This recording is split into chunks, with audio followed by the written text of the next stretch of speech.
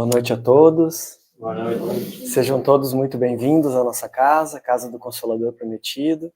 Sejam muito bem-vindos também os nossos irmãos que estão nos acompanhando ao vivo no Facebook e que posteriormente também vão nos acompanhar no nosso canal do Consolador, quando o nosso querido irmão Ney edita os vídeos e deixa disponível lá para que a gente possa assistir quando quisermos.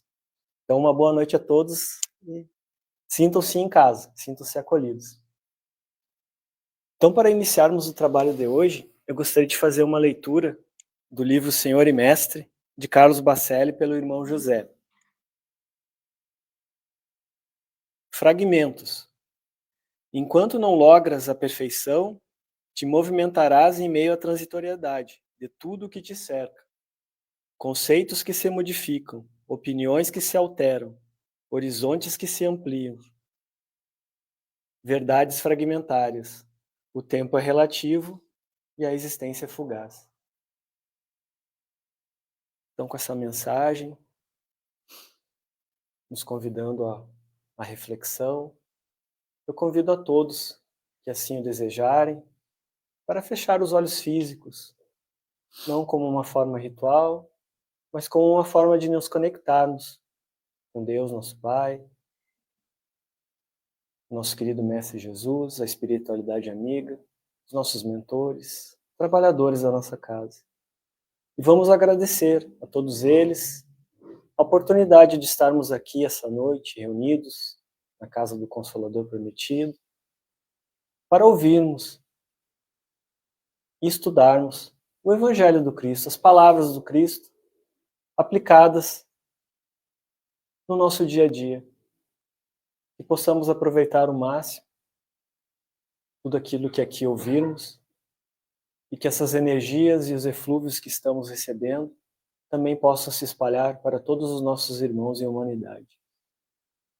E que pedimos ao Pai também que envie luzes para nosso querido irmão Diógenes, para que ele possa explanar tudo aquilo que planejou na noite de hoje.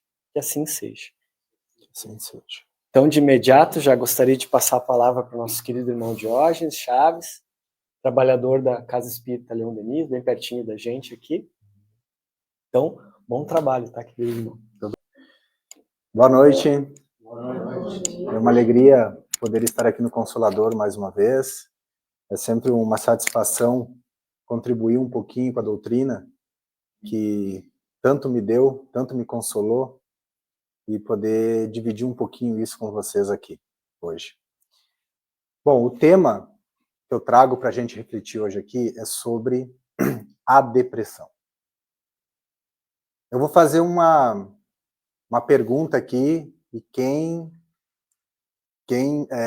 vou pedir para vocês levantarem a mão. Vai levantar a mão aquele que conhece algum familiar, algum amigo, algum parente que já tenha passado por um quadro depressivo ou esteja passando por um quadro depressivo. Quem?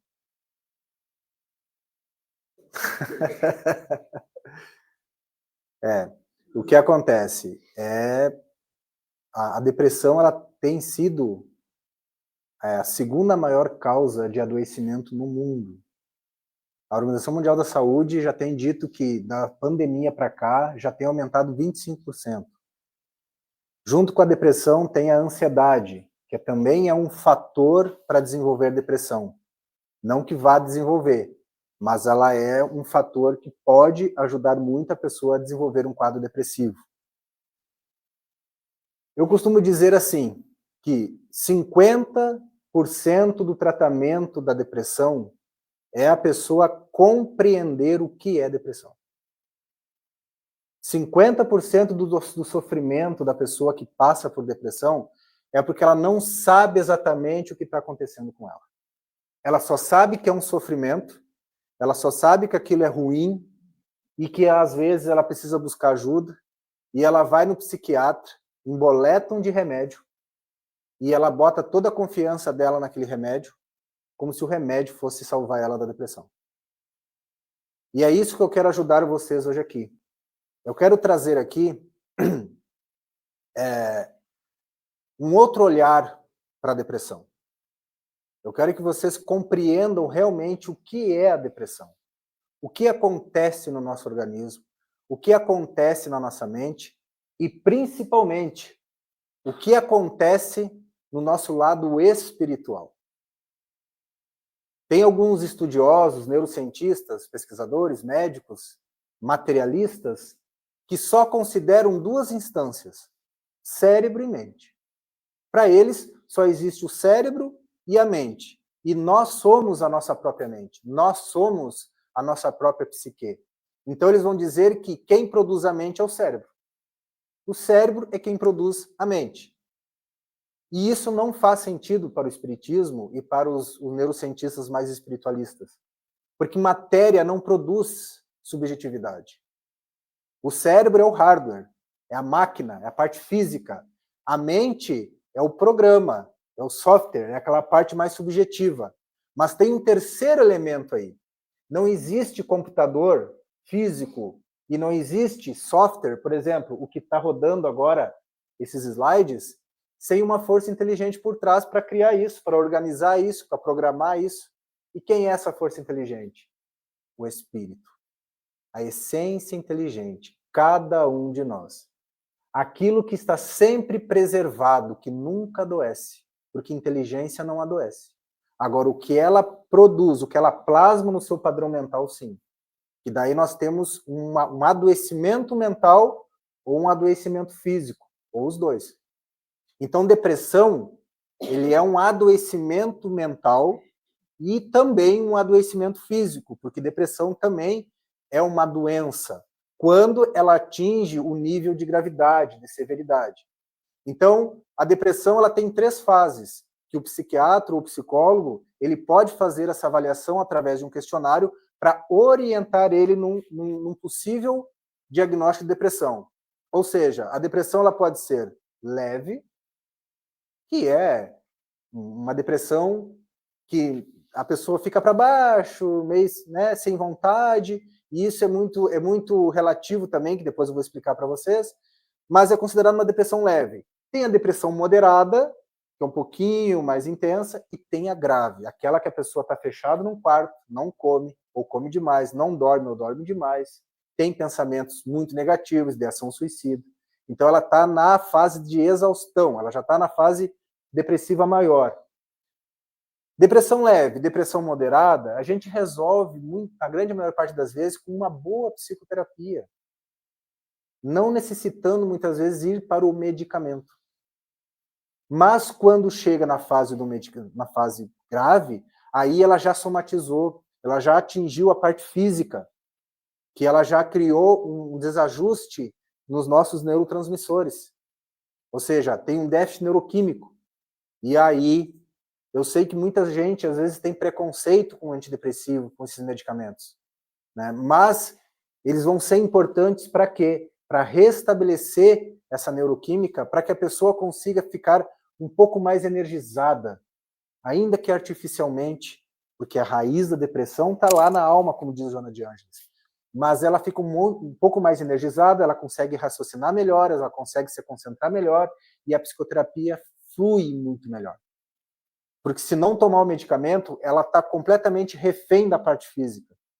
Por mais que ela faça um esforço muito grande, a sensação que ela vai ter é que sempre não está dando certo, que ela vai perder para isso.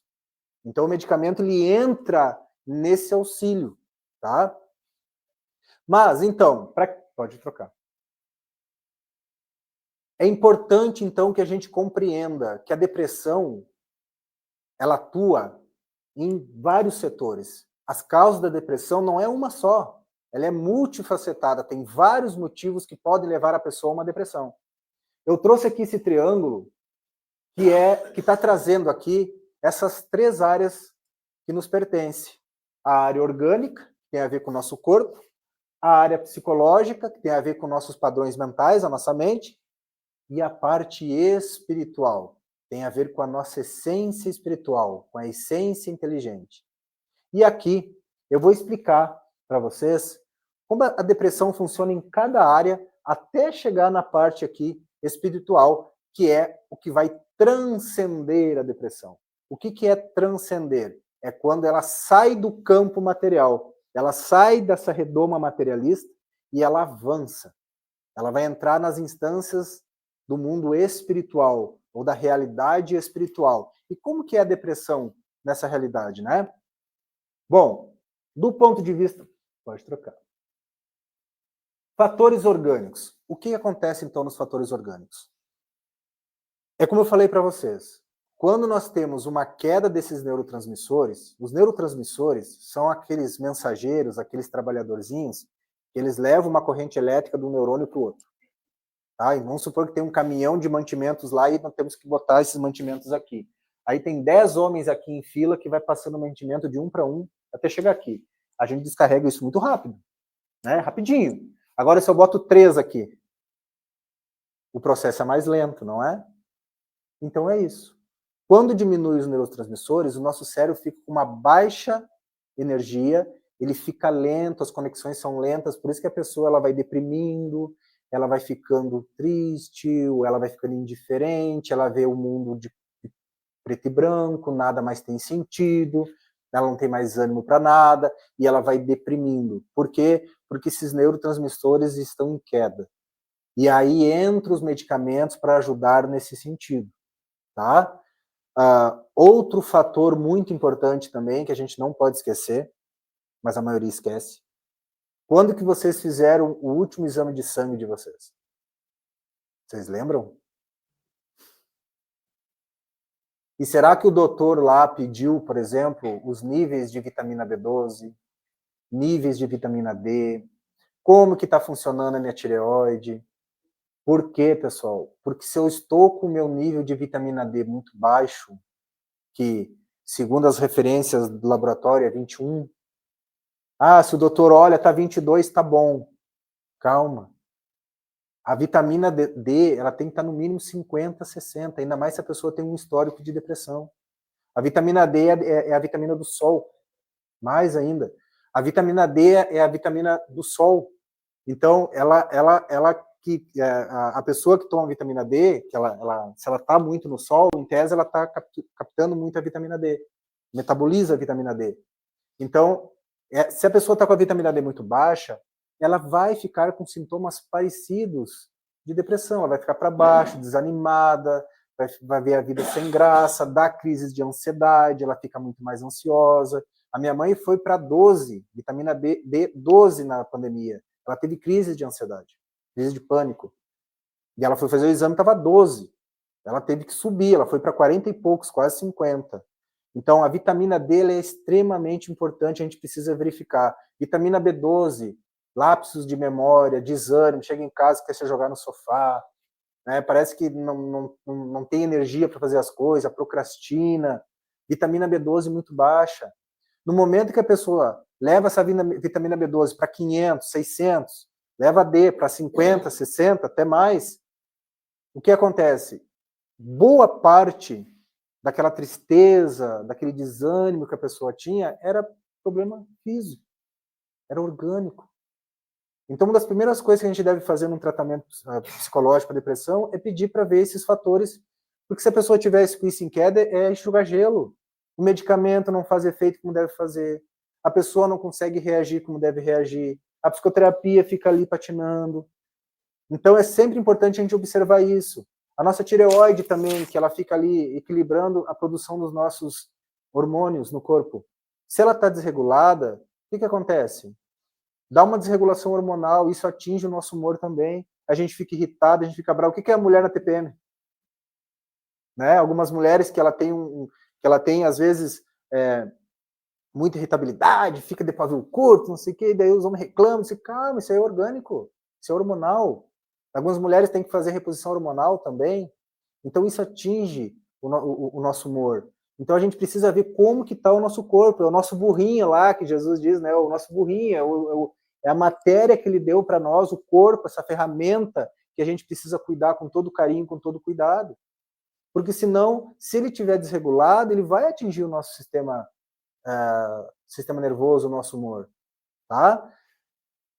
Outro fator importante, pode passar. São os fatores psicológicos, tá? O que acontece na depressão nos fatores psicológicos?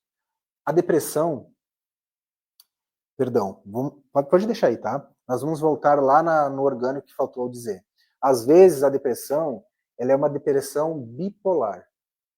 Ela não é uma depressão unipolar. Ela é resultado de um transtorno bipolar. Aí tem bipolaridade 1, bipolaridade 2, ciclotimia. Só que essa depressão, ela é uma depressão que não existe, ela é uma depressão endógena, ela não existe uma causa necessária para te levar à depressão, porque ela é fisiológica. A pessoa já nasce com essa predisposição de desregulação dos neurotransmissores, né? Fica desregulando. Então essa pessoa ela pode cair num processo depressivo, depois ela melhora, de repente ela está mega ultra bem.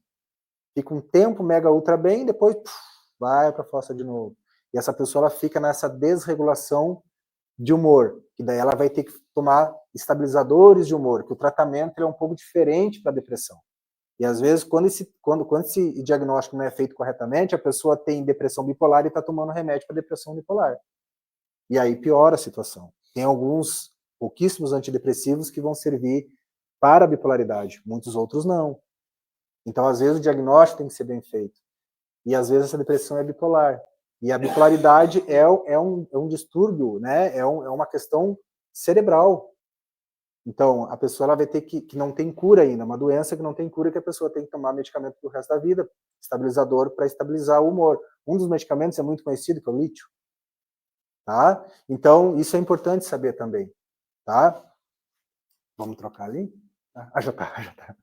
Fatores psicológicos, então. O que acontece com a depressão do ponto de vista psicológico? A depressão é quando a pessoa ela tem uma percepção distorcida da realidade. Ela enxerga a realidade de uma forma muito negativa. Ela se enxerga de maneira muito negativa. Ela se enxerga de maneira muito negativa.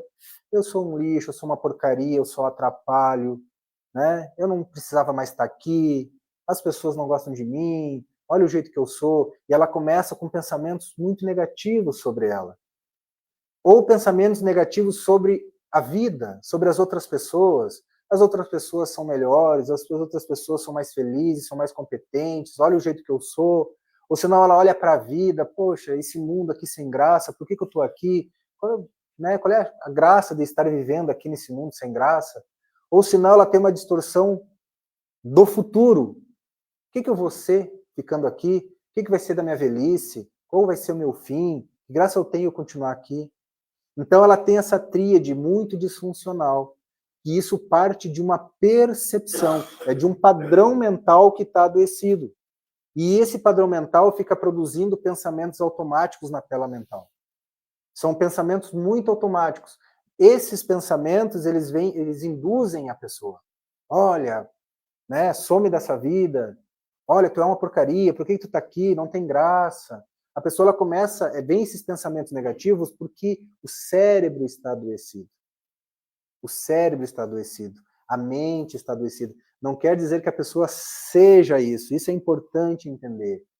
A pessoa, quando ela começa a separar as coisas, esses pensamentos estão vindo do meu padrão mental adoecido. Não quer dizer que eu seja isso. Não quer dizer que a vida seja negativa. É porque o meu olhar agora, ele está adoecido. E a minha percepção está muito distorcida.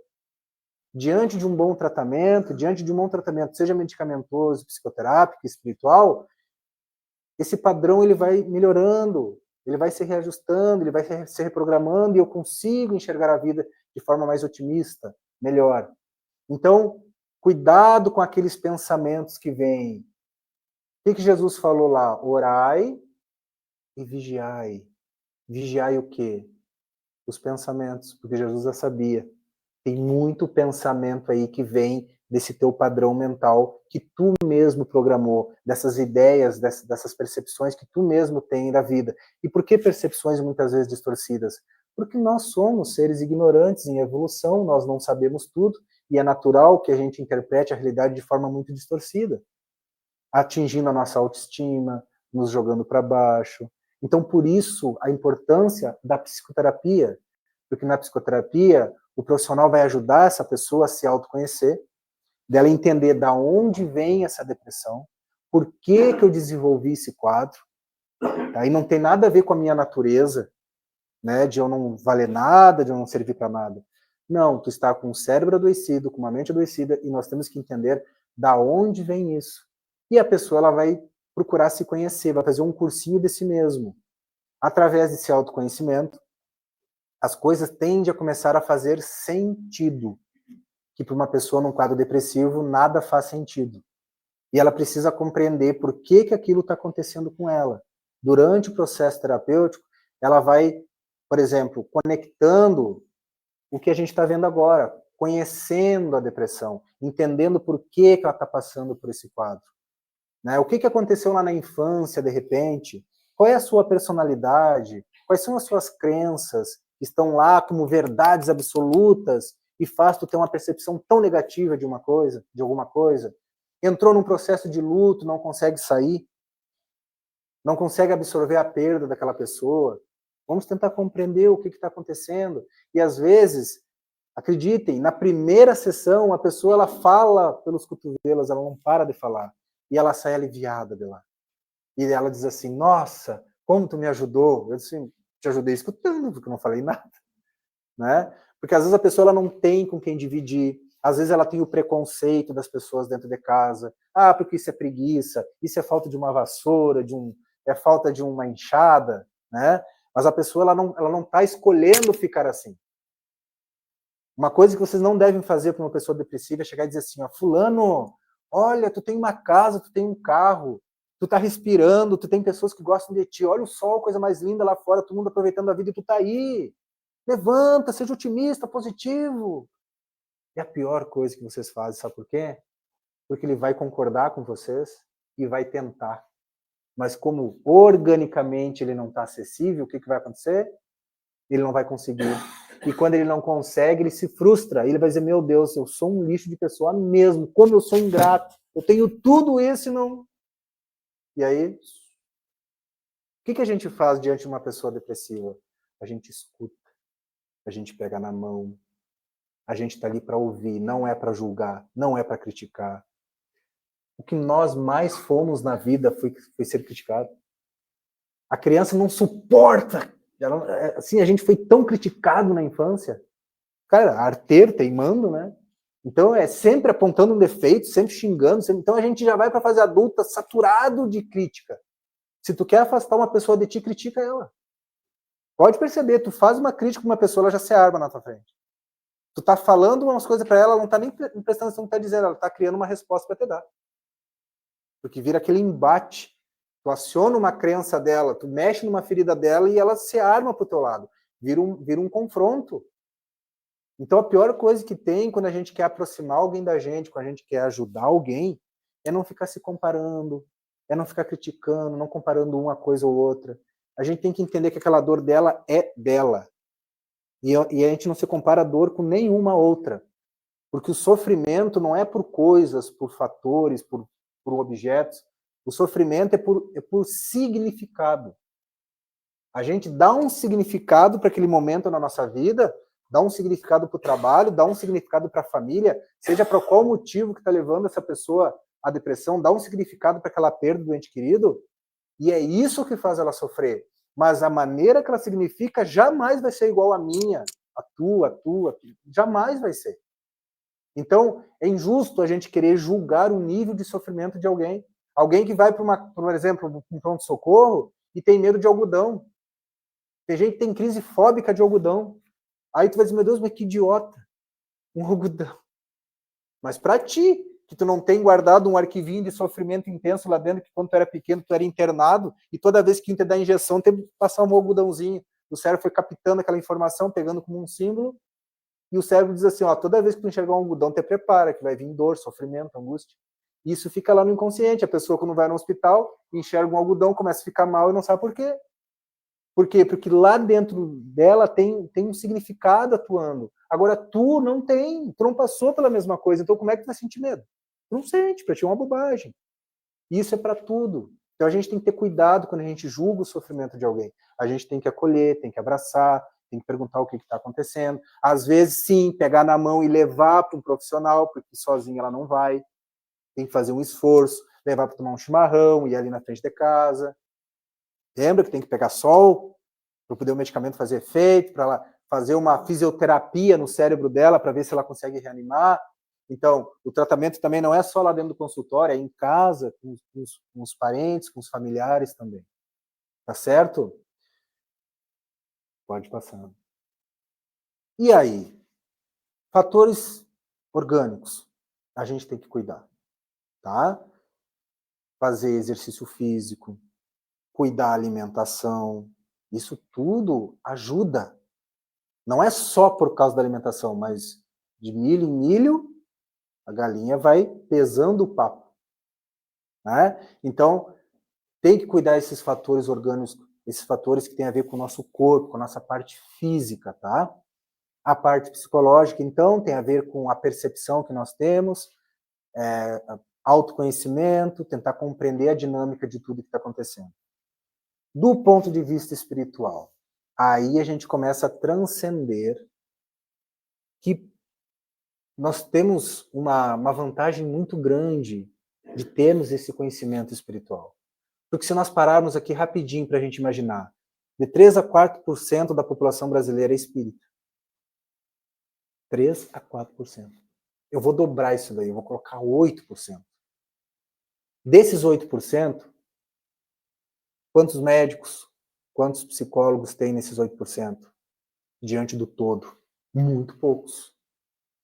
Então a gente entende que pouquíssimos profissionais podem considerar a questão espiritual, essa tríade, né?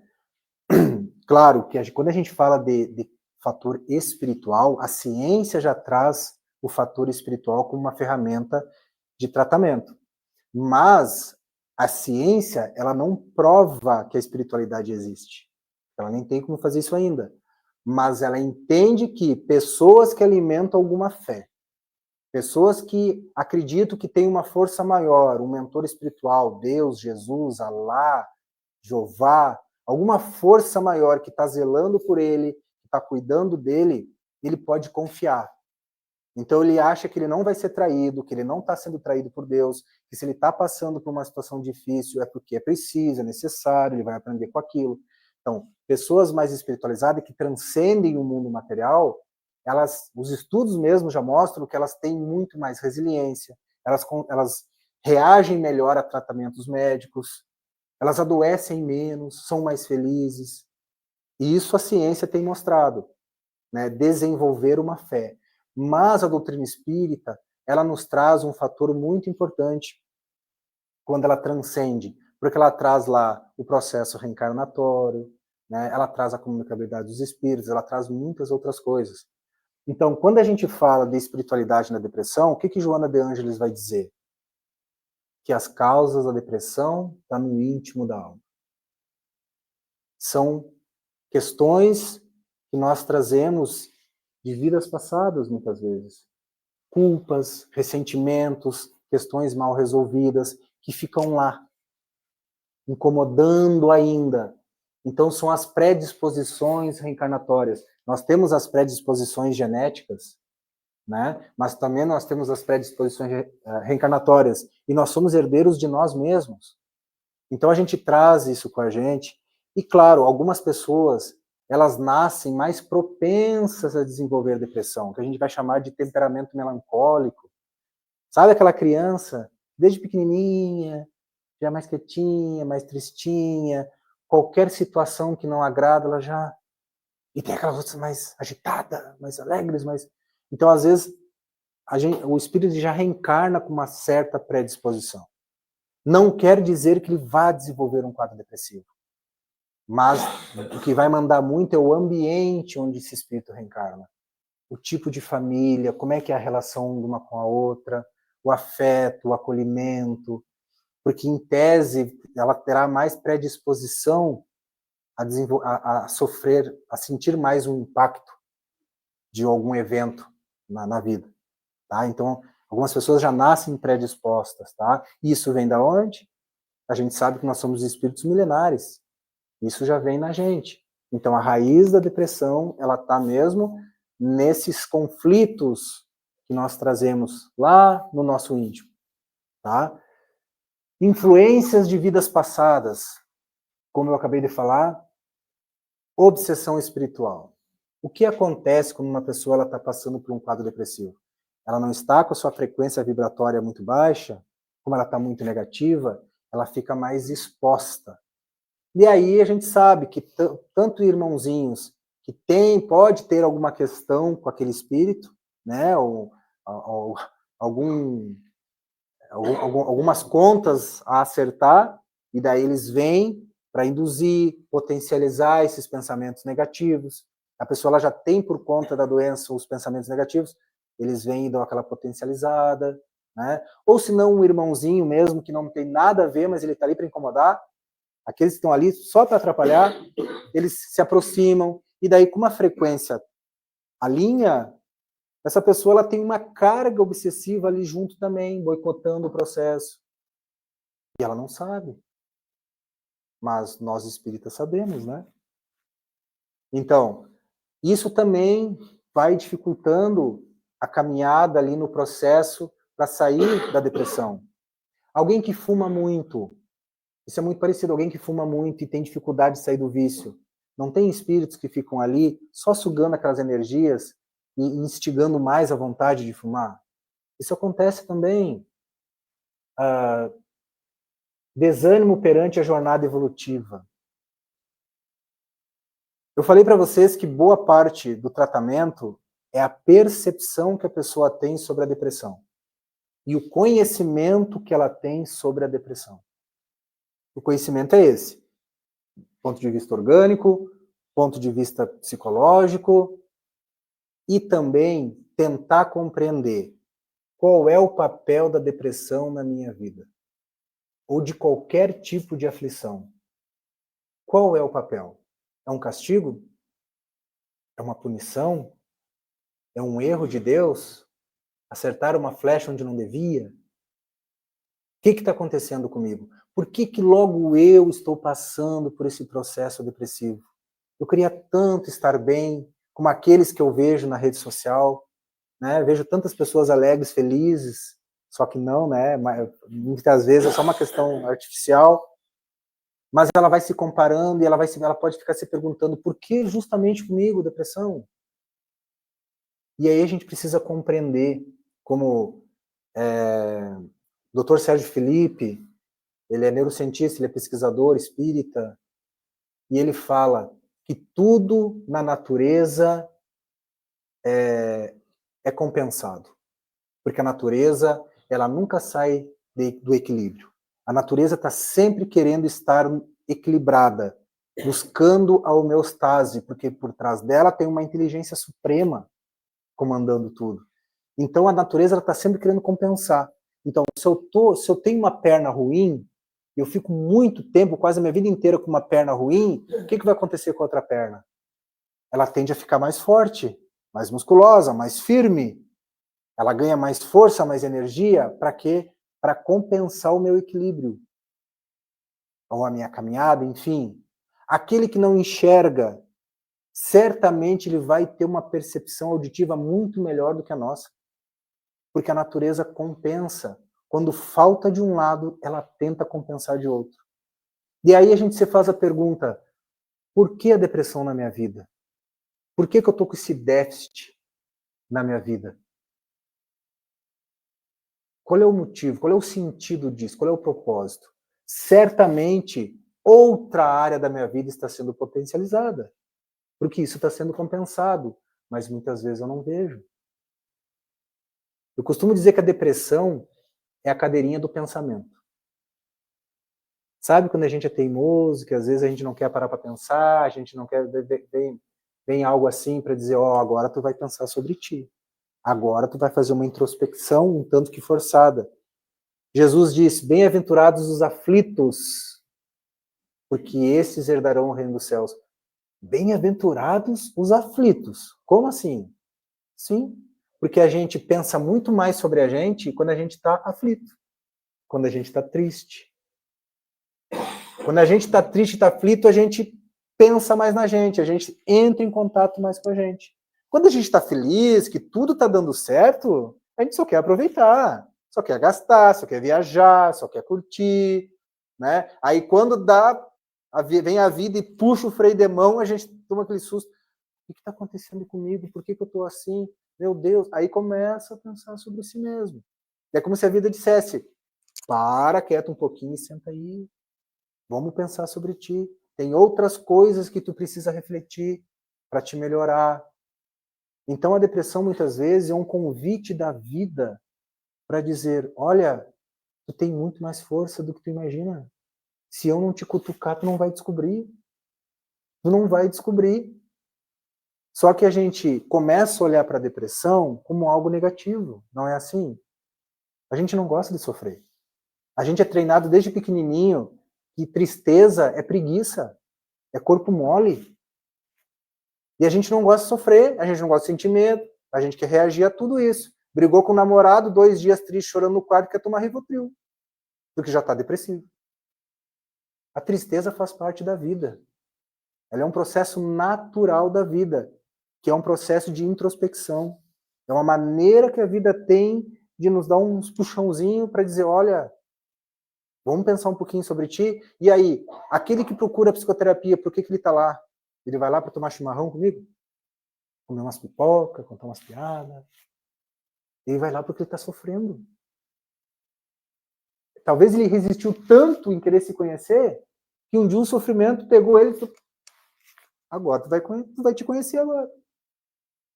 Às vezes fica um pouco difícil entrar em contato com suas questões, mas a pessoa ela vai se descobrindo, ela vai se desvendando, ela vai despertando para outras potencialidades que ela não tem. Mas para isso, ela precisa de uma coisa, querer. Ela precisa ter vontade. Ela precisa estar disposta. Lembra lá quando Jesus foi curar o cego de nascença? O que ele perguntou para o cego? O que queres que eu te faça? Pô, Jesus perguntar isso? Que pergunta besta.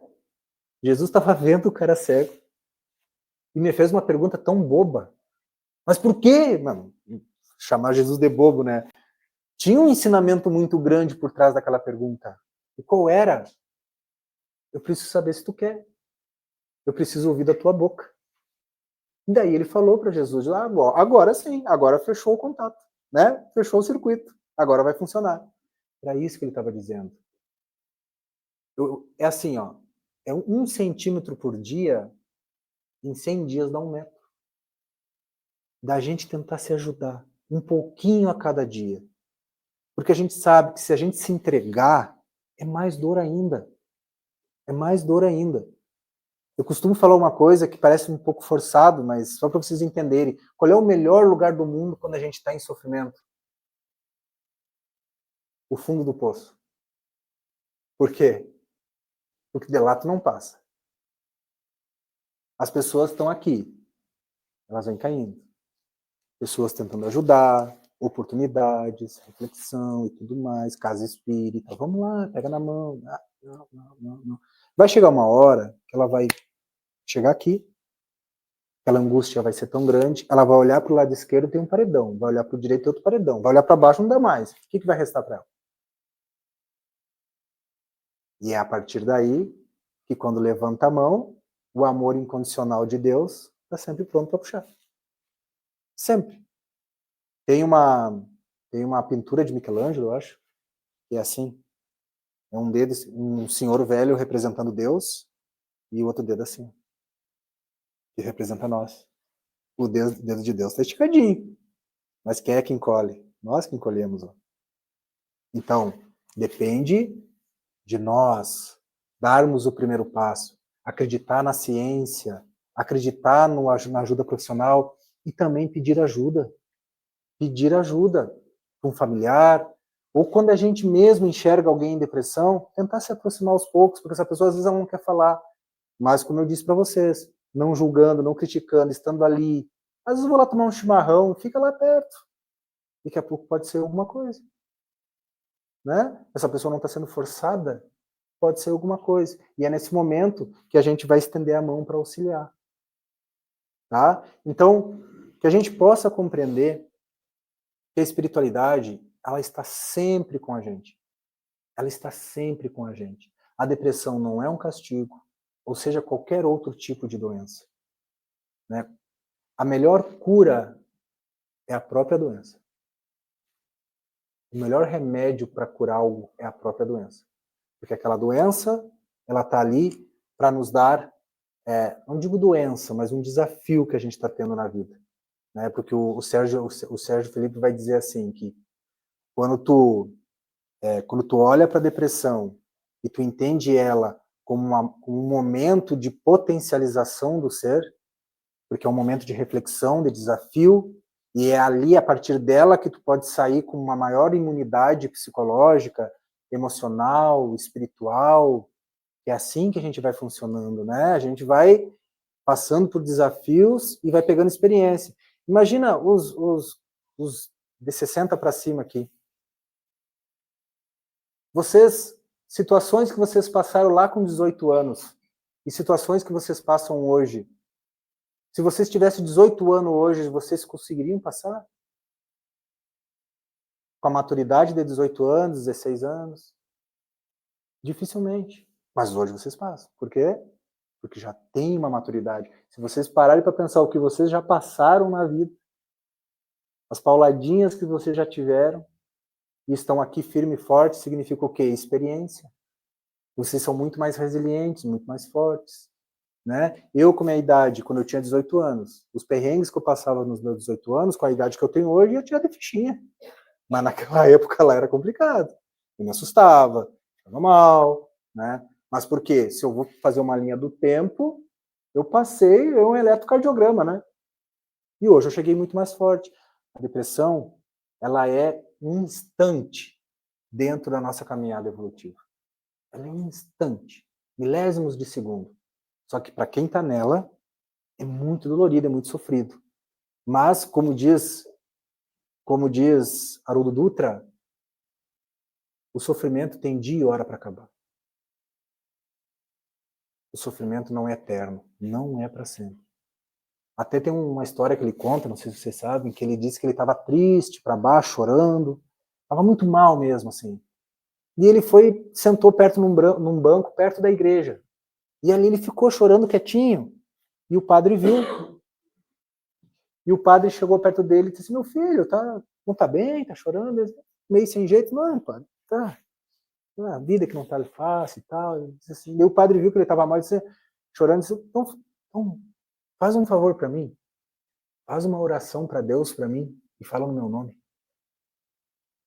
Ele estranhou aqui, mas quem tá mal aqui sou eu. Tinha que falar um nome aí para ele, tem que ser o meu, né?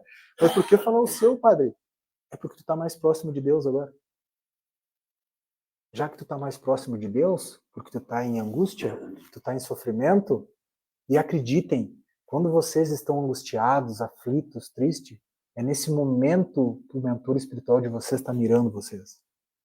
É nesse momento que ele está querendo aproximar.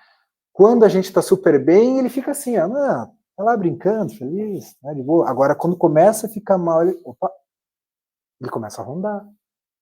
Então, é isso que ele quis dizer. Nós estamos muito mais perto da espiritualidade quando a gente está muito angustiado. E sabendo disso, pega o evangelho. Mas eu não consigo ler. Não importa. Isso eu aprendi lá na evangelização, quando eu tinha 15 anos. Pega o evangelho. Porque isso já é uma brechinha que tu abre para eles virem, pegar na tua mão, dar um abraço. A gente não vê, mas eles estão ali, nos fortalecendo. Isso é se deixar ajudar. Isso é dar um centímetro para daqui 100 dias chegar a 1 metro. E é aí que o tratamento começa a funcionar. Quando tu começa a cuidar dessas 3 instâncias, o corpo, cuidando do teu instrumento, a parte mental, buscando se autoconhecer, buscar autorreflexão, né? Saber de onde é que está vindo tudo isso, e a questão espiritual, estar conectado com a espiritualidade, entender que o nosso mentor espiritual ele tem o nosso prontuário, ele sabe de onde é que está vindo aquilo ali, ele tem o contexto disso. Então, ele é o melhor médico que pode estar naquele momento, o melhor psicólogo que pode estar naquele momento para nos auxiliar. Não esqueçam dele. E casa espírita, evangelho no lar, água fluidificada, porque naquela aguinha ali tem antidepressivo, tem ansiolítico, dos mais naturais e potentes possíveis. Só que muitas vezes a gente não dá bola para isso, né? A gente quer ficar lá na fluoxetina e ela que resolva tudo. Certo, pessoal? Estou aí 45 minutos. Não sei se alguém tem uma pergunta, se eu só confundi mais a cabeça de você. É isso aí, então. Muito agradecido. Tá? Agradeço mais uma vez a oportunidade e que a espiritualidade nos acompanhe aí no resto da semana. Muito obrigado. E para sempre, né? Muito obrigado, Jorge, mas Eu temos mais um pedido para te fazer. Antes disso, gostaria de agradecer a presença de todos vocês, a presença do pessoal que nos assistiu em casa. E como a gente está construindo a nossa casa ali ao lado, a gente está sem sala de passe. Então, a gente está fazendo passe coletivo. Sim. Então, nós gostaríamos de fazer um pedido, que fizesse a oração final. Claro. Como um passe coletivo para todos nós. Tá bem.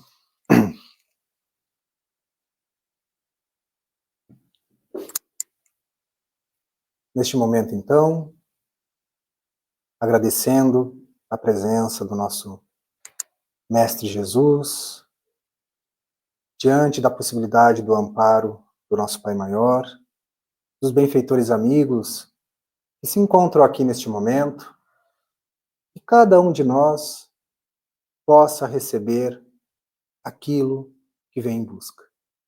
Que nós possamos receber o amparo e assistência do mundo maior, que essas energias, que esses fluidos possam penetrar a nossa alma, conectar o nosso corpo, aliviar dores, harmonizar as nossas células, nos dar um pouco mais de ânimo, nos tornar um pouco mais positivo.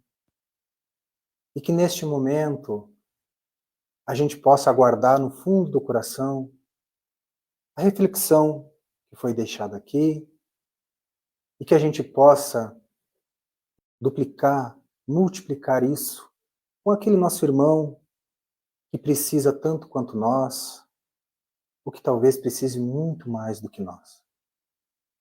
Que a gente possa cumprir aquilo que Jesus tanto falou, de fazer a caridade, de também pensar no outro, porque é através deste movimento que nós vamos nos curando, nos curando. Então, agradecidos aqui por mais essa oportunidade, cada um de nós possa sair fortalecido, mais esperançoso, e que a gente consiga manter isso ao longo dos nossos dias. Muito obrigado, nosso Deus, muito obrigado ao nosso mestre amigo, aos benfeitores amigos, que assim seja.